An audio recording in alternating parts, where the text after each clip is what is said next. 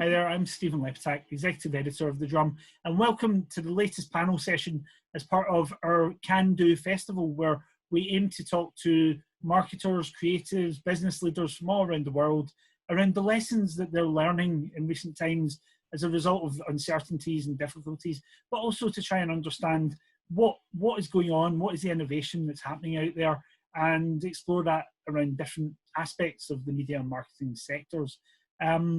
Really delighted to say that I am joined by three of the most awarded creators in the world for the last year, according to the Drum's Global Creative Awards. What was that, Paul? That's those guys. Right, okay, you three. Don't riff, it's too early for that. So, thank you for joining me, the three of you. I am joined, first of all, by Fred Levron from FCB Global. And hi, everyone. Liz Taylor, who is from Leo Burnett. And hi. And Paul Shearer from Impact BBDO. Hi. Who is usually in Dubai, but is joining us from London. He's flown all the way over. So, to begin with, then, it's been crazy times recently. I'm curious, how have the three of you been working and leading your teams? Can I ask how you've been able to operate in terms of just keeping things moving, and what has been the setup that has managed to help you achieve that? I mean, I'm sure it's not been plain sailing, but what have you been able to do to keep in communication with your teams and clients as well? Paul, could I start with yourself? Yeah, I mean, look, it's at the beginning, it was quite a challenge. You know, everyone was, terrified of how it's going to work. But I think as time went on, we realized that as creative people, you're always under a challenge. You know, you're challenged every day of the week, whether it's a brief or a client or a pitch or just anything that you come across within the agency. So this is just a bigger challenge. And once you realize that, this is what we do for a living, you get on with it and you find a way of getting the best out of your creatives. But it's up to us to kind of make sure that people realize that the challenge is there and we have to step up and perform. Unfortunately, it does make you realize who's up for the challenge and who's not up for the challenge. So you see who you've got in your creative departments that want to be there, are passionate about the business, passionate about what they do, and that they've got the energy to kind of, take the challenge head on. And that's a good thing and a bad thing, because it does make you realize that some people who are not up for that challenge. So ultimately, you just get on with it and make the most of what we thought a bad situation. But as it turns out, it's turned out to be quite a good situation, because we're developing and using technology and developing in how we work. I think a lot of my creatives have found out that they're better at certain different disciplines. I've got some art directors that are learning a lot of stuff, like learning to edit, which they didn't do before. So they're learning new disciplines, and that's helping them, perform and be different people and learn and experience different things. So it's all about the challenge and accepting that we've got that, and that's the sort of thing that we have in our everyday lives. Liz, what about yourself? What has been the circumstances you've found yourself leading the team in? I think it's very similar in that in the beginning, probably almost just the first day, it was a bit of a, how are we going to do this? And then quickly we realized we can do it. It became really novel as well. Like, this is amazing, we can do it. Then it got a little draining. The time on Zoom is just, being in everybody's video faces for sometimes 15 hours a day, 7 days a week, was taking a different type of mental and physical toll on people. It still is. So we're managing that. I think in some ways it's a beautiful silver lining. We are solving creative problems for our clients, and there are no unnecessary meetings. We are being very agile and nimble, and I find myself connected to more people. I think because every meeting has a purpose and a reason for being, and everybody has a place at the table. So that part I think has been pretty wonderful. I'm not living on an airplane. The hours, you know, I'm not commuting. My commute previously was over an hour. So using our time, I think better, using our talent, bringing people together, that part's been pretty amazing, especially within Publicis Group, not just Leo Burnett, of being able to tap into talent outside. It's being used more like a platform than a holding company. So being able to get people that you need on a moment's notice that maybe bring a different skill set. So technology has worked its wonders. It is definitely draining and having a toll on our people, but it's definitely helped and had a silver lining as well. Fred, what about yourself? I think there's a lot of good, you know, in what we lived, you know, over the last 2 months and a half. You know, obviously, you know, like, you know, our people, our employees, our colleagues are not, you know, living that situation the same, and we are, you know, extremely, you know, cautious of that. You know, for some people, you know, that quarantine is actually kind of a great break. For some others, it's quite challenging. You know, thinking just about my colleagues in New York, where places that, you know, way smaller, they might leave, you know, with 3 or 4 different, you know, teammates and friends. You know, it's like, so I think the third thing that we really focused on was really to understand how was our people, you know, dealing with this, and really adapt, you know, expectation, depending who was actually struggling with that situation and who was actually able to thrive. So funny enough, I feel like we've never been closer, you know, compared to that previous sequence, I would say, you know, because we talk all the time. You know, when we used to do global town hall twice a year, we do one every week, and you know, we over communicate. And one of the beauty of the video conference is you actually care even more. You actually pay attention, as I'm doing right now, to, you know, your body language and you and how you react. And, you know, this is draining in a way, but in another, you know, that helps you to actually focus even more on those, you know, interactions. And then I think when it comes to FCB, you know, like, I think that crisis is a fantastic revealer. It shows your true colors. When we entered that crisis, we were already seeing the payoff of so much investment when it comes to the culture of like getting together, knowing each other, having the same language, helping, you know, through tools that we use in the network to talk, you know, about the work in the same way. All of that, when we actually started to be at home, helped us tremendously. So, you know, the Chicago office, for example, produced more than 300 pieces. When I asked the question, you know, like thinking about that panel, I was like, how many pieces did we produce? Like the answer was 300. I was amazed myself. So, you know, it's like, it shows, you know, our ability to adapt and to be, you know, to be more than ever the best partner for our client. And in a way, it also helped the process of pitching and buying and selling and producing, because clients are a lot like us. So they don't test, they don't overthink, you know, they might buy actually, you know, faster and get agile in their thinking to put some great work in the world. So yeah, I mean, it's a really good point. It's a really good point that clients are like us. We're all the same, and I actually think this thing has made clients trust the creative people and the creative kind of product a lot more. Before this, you know, we had 2 or 3 clients that I thought were, you know, not 100% with the agency. You know, that you have these clients that you're not they're not 100, they don't believe you when you present work to them. Well, they don't believe you enough.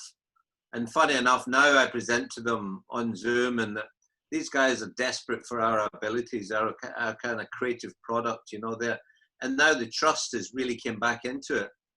And I think this will benefit in the future, I think, because they realize that we've been there for them, and we've actually made a difference, because we need to make a difference at the moment. Mm-hmm. And I can see that, and these clients that I'm talking about, they're all very much like, oh, now we see what you do, because we really need you. And before, they didn't need us as much as they really thought they did. But now they do need us, and we are delivering stuff that's making a difference. So that trust factor, it really helps, and I think it brings us all closer together, hopefully. Touch wood. And so when it comes to working with clients, then, I mean, what you guys have experienced so much success, especially in the last year. How involved do you get when it comes to delivering what creative ideas, and how involved do you get the clients into those? I mean, do you like to go with the full idea and then allow them to meddle? Do you not want them to meddle? And just how much ownership can you have of a creative idea, each of you? Someone else go first. I'll go first on this one. You know, I think the best work always comes out of the best relationships and trust. So however that is, and however involved, I think that depends and varies from clients, and also where you are with clients. I'm new in my role. So, you know, I'm pretty heavily involved with some clients right now to understand what it is they need and how we can solve that creatively. I think it's important for me to understand their business, what they want to do, so we can bring them the best creative solutions, and that they trust that we have their best interest at heart. I think ultimately the goal would be to have the day-to-day team, you know, really own the day-to-day work, and, you know, we're there to help guide and sell and push when needed, not be the one that's doing it all the time. But I think, especially in a new relationship, I'm definitely more involved. I'm sure other people can relate to that, because you're figuring it out. And since I'm new in my role, I'm pretty involved on a lot of clients. But I don't want to be a micromanager. I don't think the best work comes from being a micromanager. I think the best work comes from trust at all levels, and understanding our clients' needs, how they want to transform, and how we can ultimately swoop in and help sell those beautifully brilliant creative solutions that we want. That's what I was going to say. He paid me to say that. Fred, what about yourself then? How involved do you get? I mean, you know, this is, you know, I've been at FCB and with the FCB team for the last, you know, almost 4 years. And as you might know, you know, like this is a great, you know, transformation story, and through the creative product. And I think, you know, like, so this year was a breakthrough moment for our network, because, you know, we became, you know, top 3 network in the world, you know, and number 1 in North America. We won 5 Grand Prix, including titanium, 18 golds. And I think this is not the result of a year. This is the result of many years, you know, many years where we started really with, like, you know, changing and shaping a culture where talent feels heard and feels they have the permission to come up with crazy ideas. And also a culture where, you know, and it's something very important for us, you know, we managed to make sure, you know, we killed everyone's ego very fast. Because, you know, we believe that ego might be, you know, the biggest enemy to creativity. And the culture of generosity is at the core, I believe, you know, of our creative success. Because, for example, you know, we do like breaking what is frankly the heritage of the print, you know, back in the days, those teams of like art director and copywriter.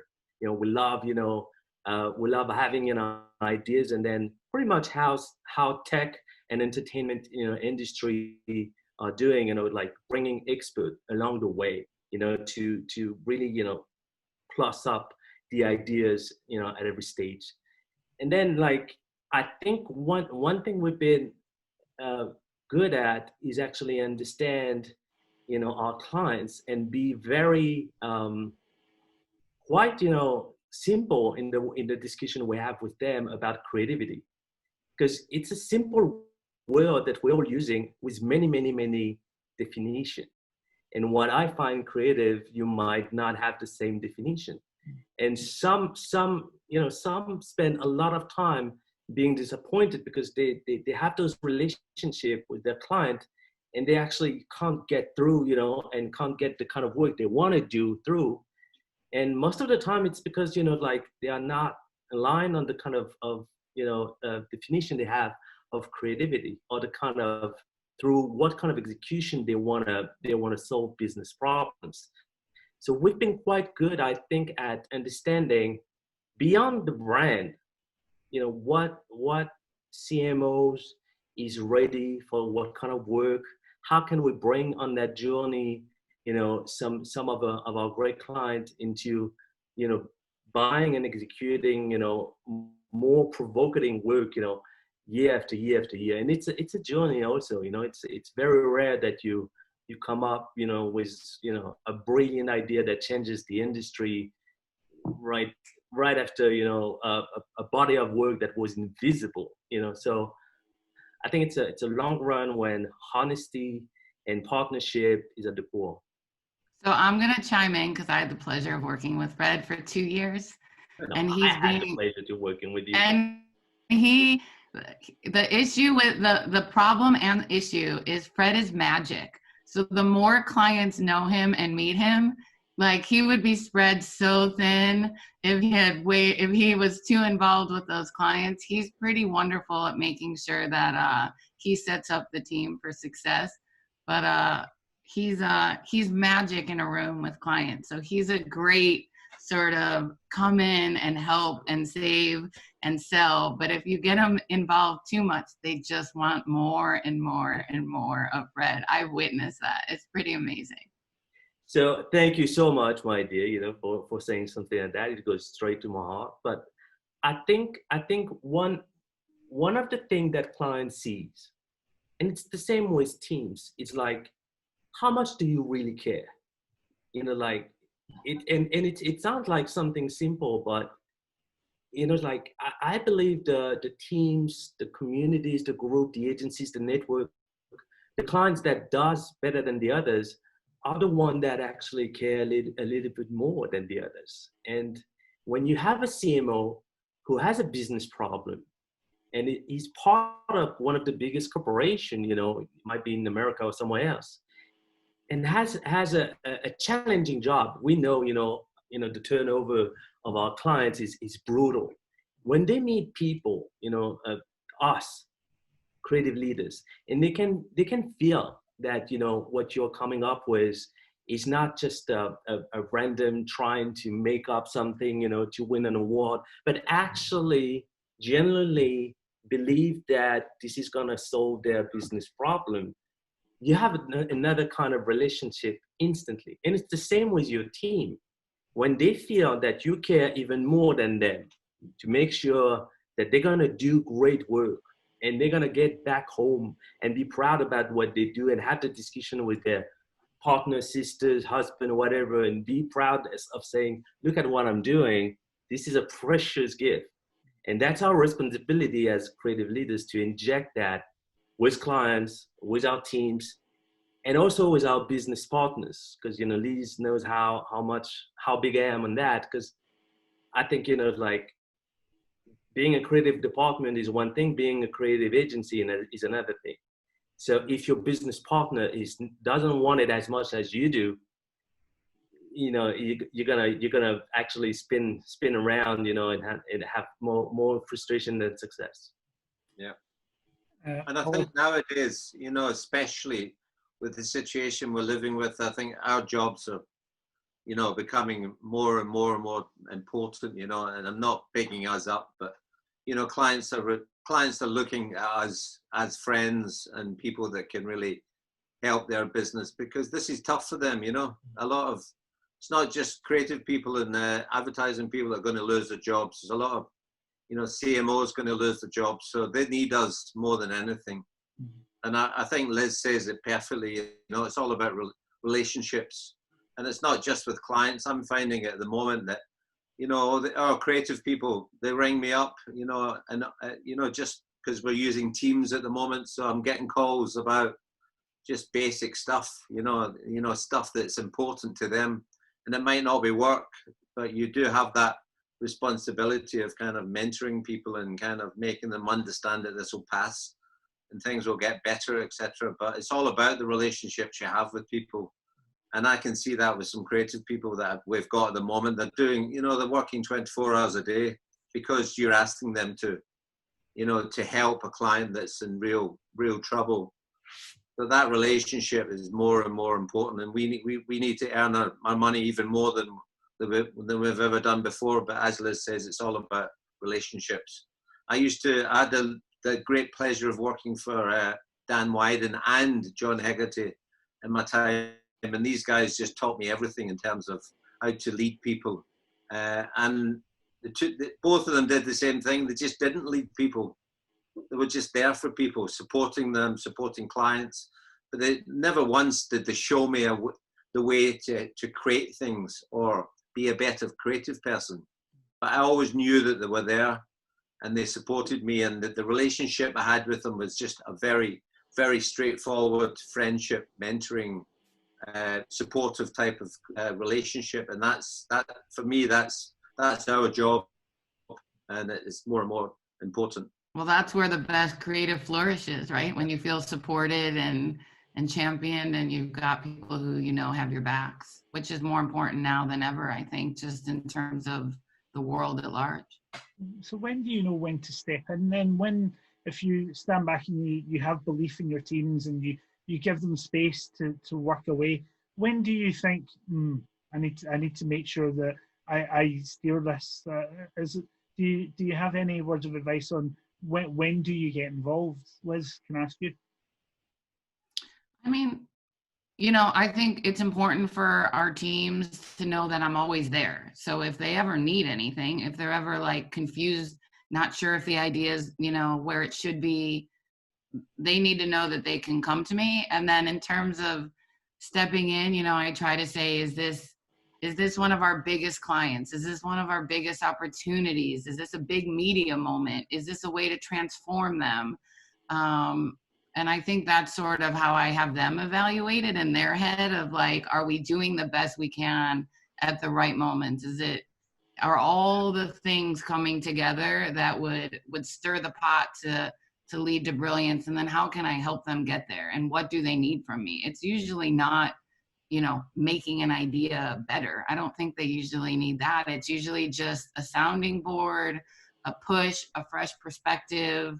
But you know, we're running so many, you know, offices and people, and you can't be everywhere at all times. So I try to, you know, be, you know, what Paul was saying, you know that they know I'm here, and they sort of also know when to come to me in terms of, as creative leaders, they get that feeling this is something special. So like they want to rally around as many people as they can, not just me, to bring them on board on that journey to get it to the finish line and out in the world and shepherd it in the best way possible, you know. Or it's the opposite. They're really struggling. They can't solve it. They can't crack it. Maybe the relationship with the client's in a bad place, internal issues. And then, you know, they might need some support in how to maneuver through a situation. I think it's more about that. I don't think it's a step in and save the day. I think it's an ongoing machine of support and expectations from the type of work we want to put in the world. So if they feel that they need help getting there, they know who to go to. Fred, what's your view? How do you like to monitor a situation, and when do you recognise if there is a need for you to step in?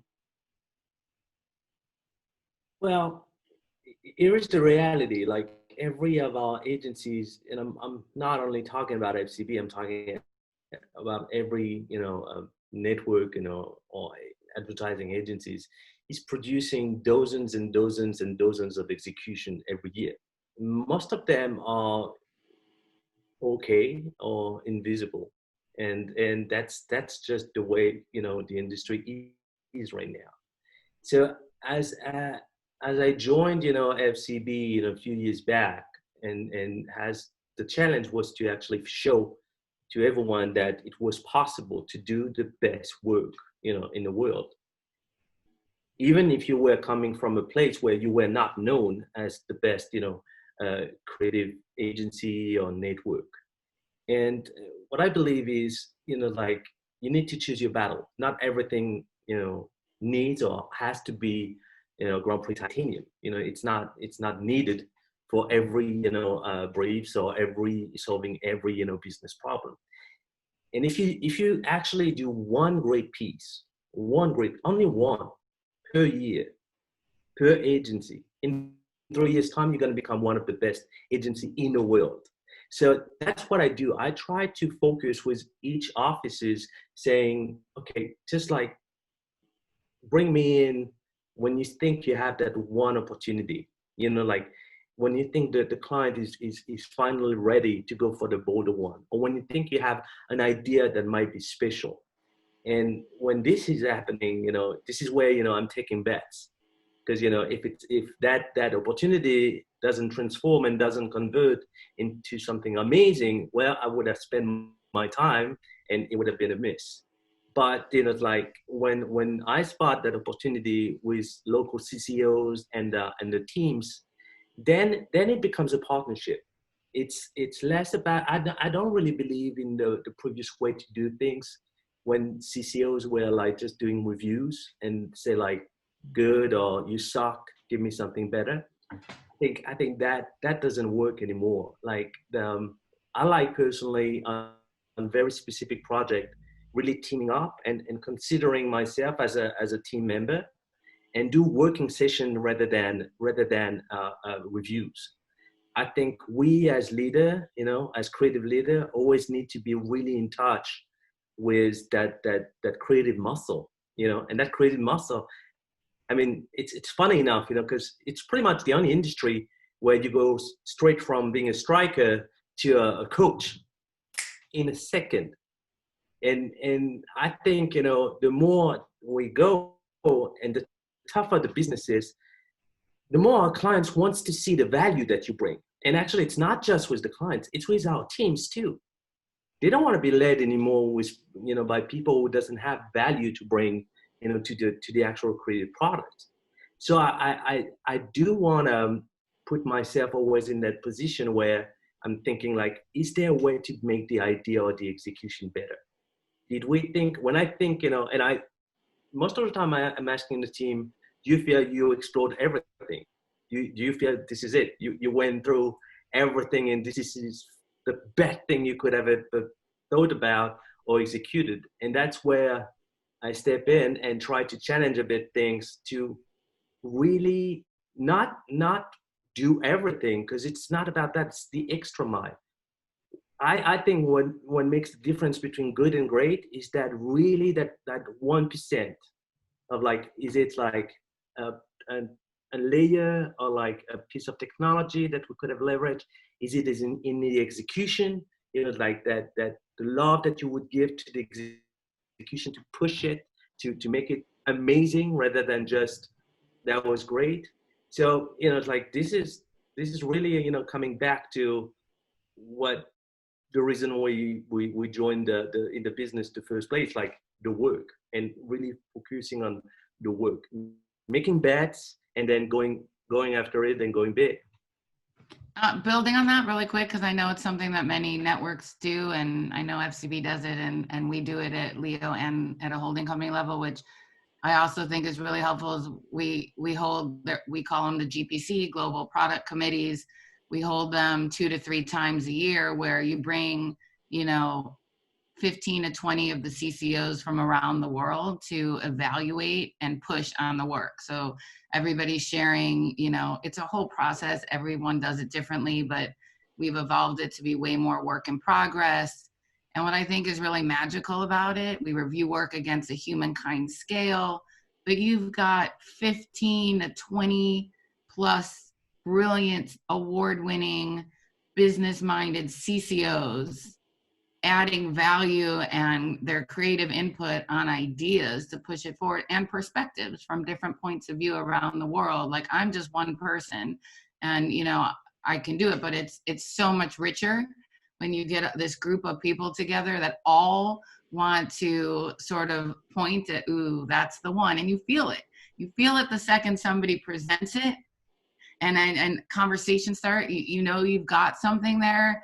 And then I think the collaboration of everybody building on it and following through. And so I think that's one of the best things that I've ever experienced in my career. I've had similar experiences at Ogilvy and at FCB, and now I have the pleasure of leading it for Leo. And at Publicis Group, we do a group level one, which is fascinating, where we bring in media. And again, it's a small group of people evaluating the work, but it's all in spirit of making the work better. And, you know, it's like a week long, you know, amazing, hardworking, creative camp where it's everybody, it's a master class. Everybody gets schooled by other people and you're blown away by work and you're setting the bar. And I think it's one of the greatest things that I've ever experienced in our industry. And I really do believe it makes the work better, and you get to see global perspectives. Oh, can I ask, from your point of view then, what is the main role of a great CCO? What do they do that really makes them stand out? I think the most, maybe it's an age thing. You get to a certain age, you get more experience, and but we've got more common sense.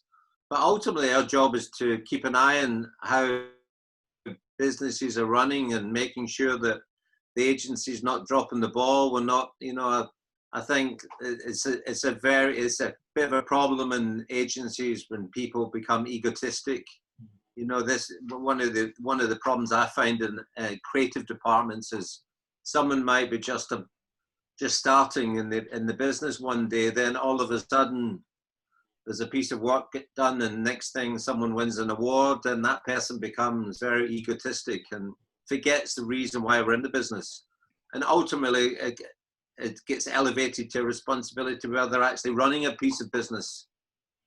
So the CCO's, his job is to make sure that piece of business is getting run properly, and making sure that the people that are running the day-to-day are not abusing their position, and they're not keep taking their eye off the ball, you know, because the last thing you want is a chief marketing officer ringing you up saying, Paul, just look at the state of my business.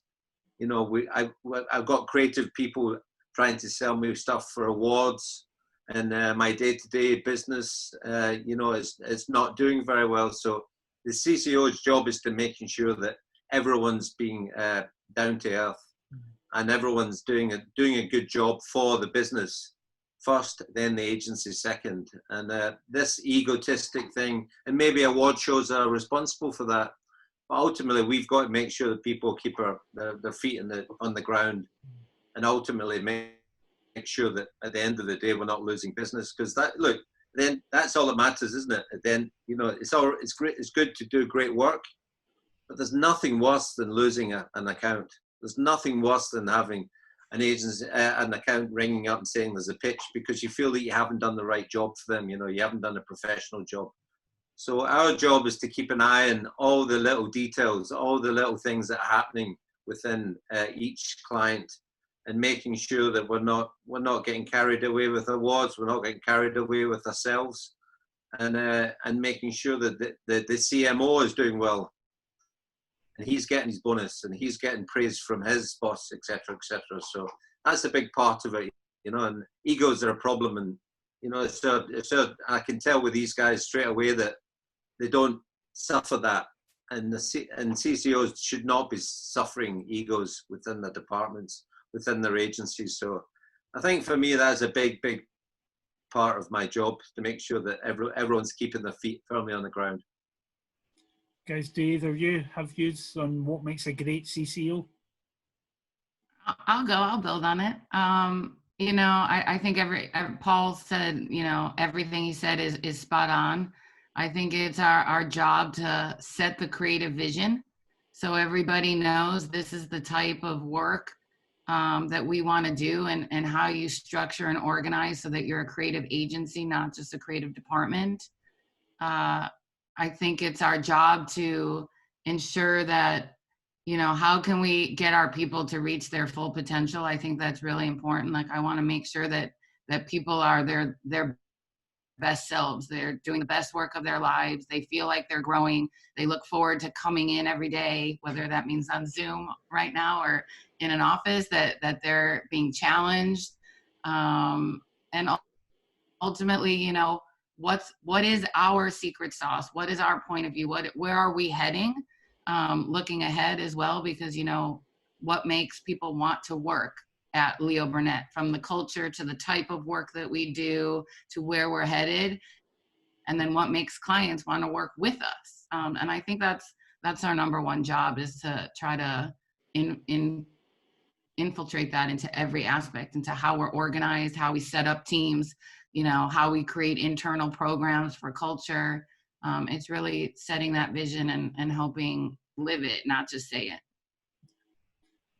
One of the major issues that we continually come back to in the industry, and we're seeing in society right now, is the issue of inclusivity and how better balanced teams can become. And we see that we hear a lot about that when it comes to creative departments. How do you see or envision that changing, if it will change? And what would you like to see happen when it comes to trying to just be more inclusive in terms of the creative departments? Because we know fine well that this industry, in order for it to be successful, it has to reflect society. So how do you see that evolving, if at all? Because if not now, when will that ever happen? Fred, could I ask your view on that? Yeah, of course. And you mentioned it. I mean, we as creatives in advertising, we create culture, you know, and we need always to be in touch with culture.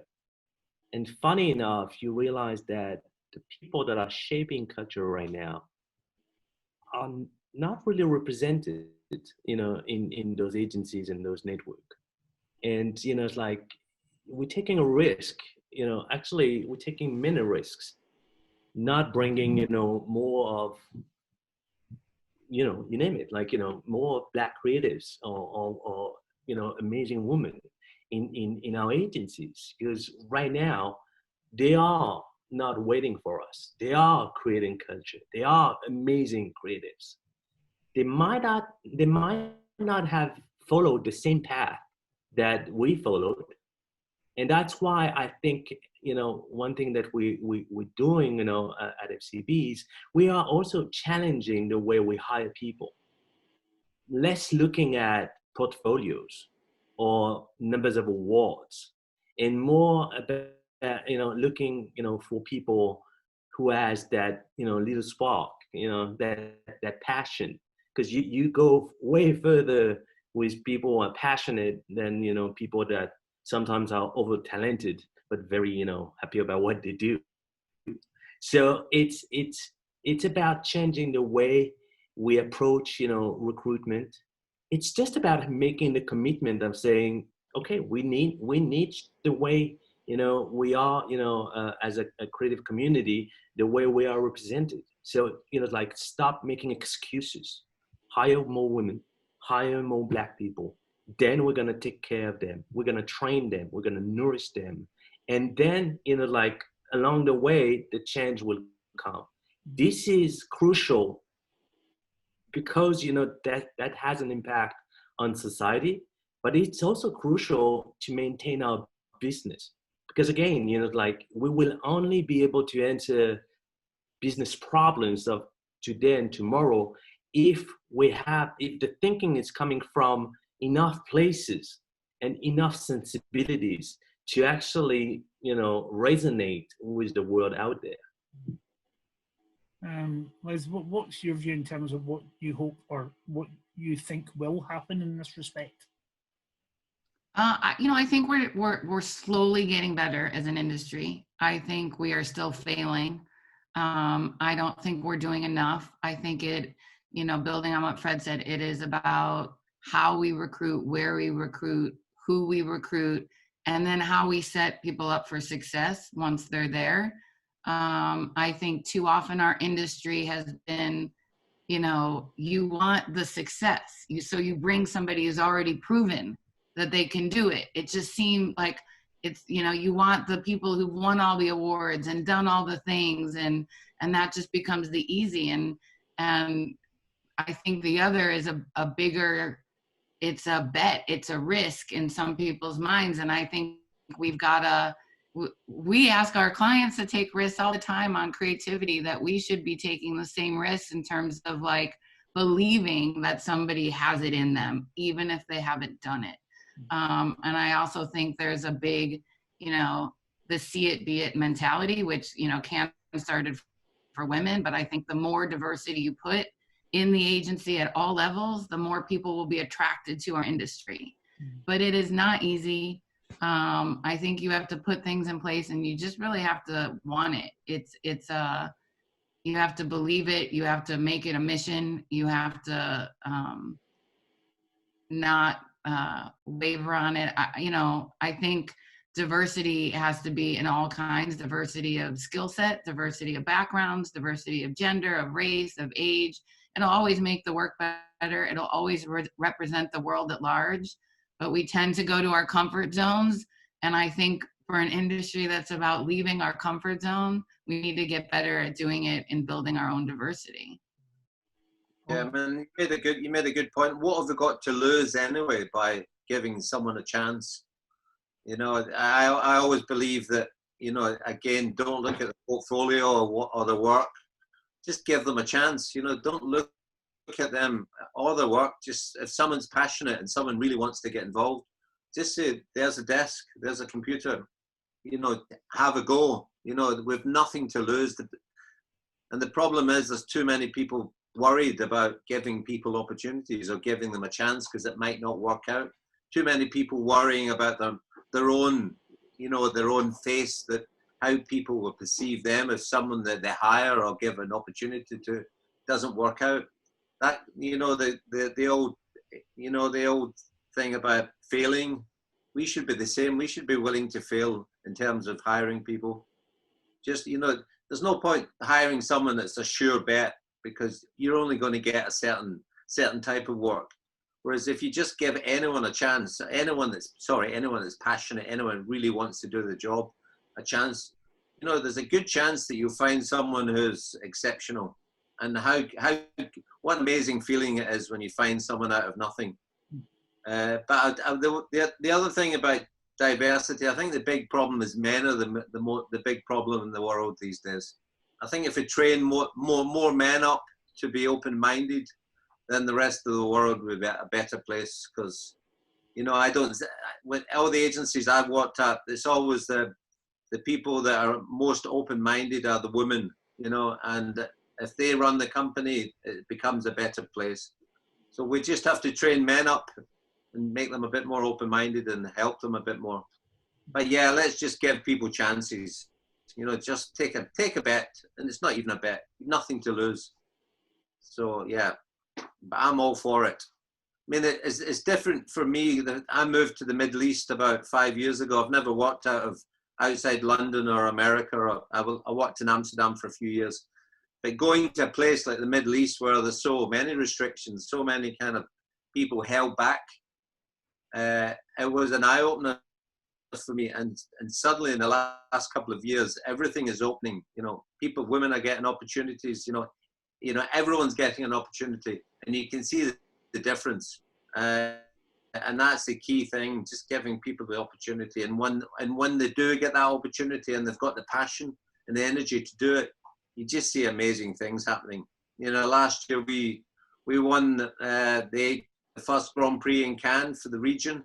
And, the business advertising has been around for a long time in the Middle East. and it just shows you what you can do. And that piece of work was done by someone who was just hired a couple of years before, never had won any awards before, and all of a sudden, you know, they won the best of the best for the whole region. So yeah, we've nothing to lose by giving people opportunities. And then supporting them once they're there. That's right. I think that's key. I mean, I've often been the first woman in something, and I think, you know, I think it's easier for women now, but anybody, just bringing them there is not enough. I think, you know, we've got to make people feel welcome at the table, their voice, their point of view. If you wanted the same old, you should have stuck to the same old. I think that's still a tricky thing as an industry, that we're not, even when you think you might be hiring diversity, are you really bringing in diversity of thought? Or are you bringing somebody who's maybe like still like you in a way, in, you know, in your taste or your point of view, or are you really bringing in diversity? So I think it's a combination that too many people will leave the industry if we bring them in and then don't find ways to embrace and support once they're there. I'll finish up because I don't even think I've asked half the questions I was going to ask, actually.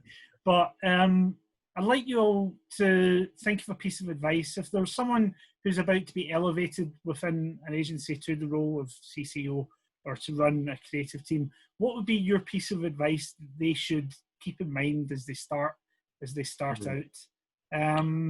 Paul, let me go there. Would you like to go first, Paul? Yeah. Oh, me? Okay. Put me on the spot there. Right, I love it. I was willing to take it. Yeah, go for it. Go for it, Fred. Very, very kind. I was trying to help you guys. I think, okay. I mean, first you have to realize, you know, if you want to be a CCO, you have to be able to do everything, pretty much everything. You know, from understanding the business to strategy to creative to management to leadership. But I think beyond that, there is something that, you know, is a little bit more, you know, you might not think about it first as you become a CCO, but it's actually in my opinion, the most important thing. What got you here was that ability to create that light on you, create amazing work that would make you famous, the agency famous, and you were the center of all the attention. And in a second, you become the leader.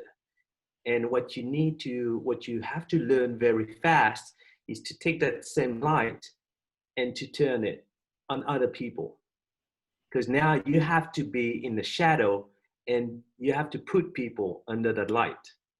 Because if they don't feel they are the center of your attention, if they don't feel they are supported, if they don't feel you are here to help them, you know, make the idea better, or, you know, sell the idea, you know, it becomes, you know, a very dry culture when not many people will follow you.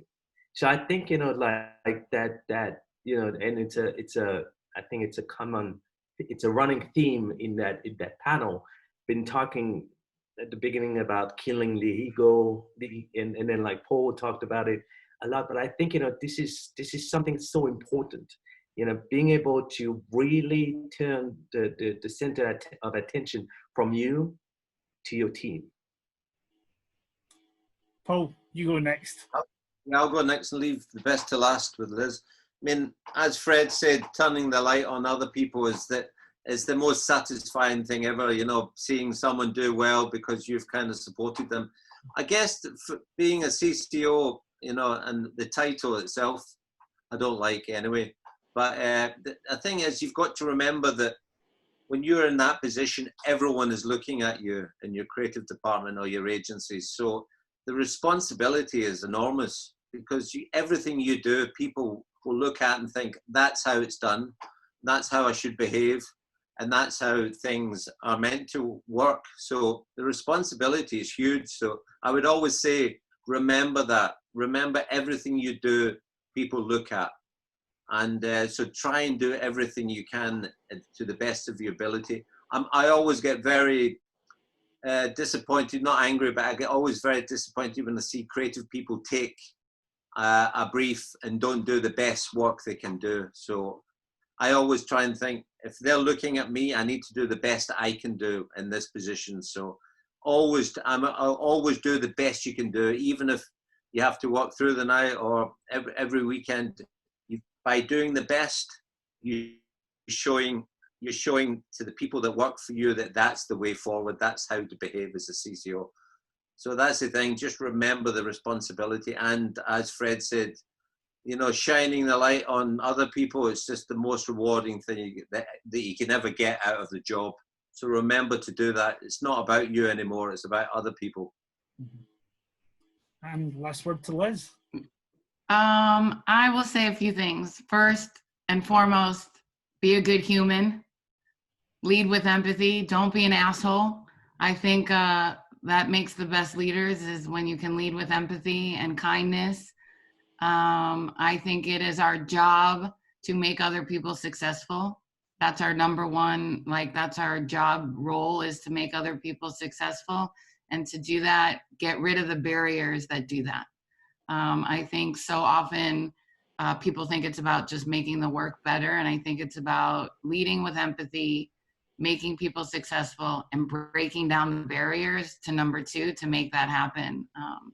Sometimes that's operational, but those would be the three things I would say.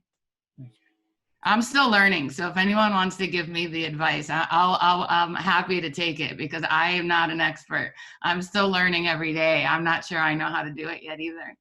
And I think it's a great insight. I think as soon as you actually think you made it, or you know everything about it, this is the time to move on. Because I think the best leaders always, put themselves in that position of questioning themselves and questioning. Yeah, I think I fail every day. Somehow I'm failing somebody every day, but I'm hoping that's what's going to make me better in the long run. Yeah, definitely. Yeah, I guess if you're always kind of have that on edge feeling, it keeps you fresh, it keeps you motivated, and it keeps you moving. Well, I don't believe any of you are failing anyone every day, but thank you anyway, Liz, for saying it. Guys, once again, congratulations for featuring on the Drums World Creative Rankings. It's been an absolute pleasure to listen to you talk about your experiences and your insights into a sector that you are all masters of. So thank you for sharing that with our audience, and thank you to you, the audience, for tuning in. I hope you learned a lot. Keep an eye on the Drum website. There's lots more insights and content to come around the topic of creative disruption as part of the Drums Can Do Festival. So please take care.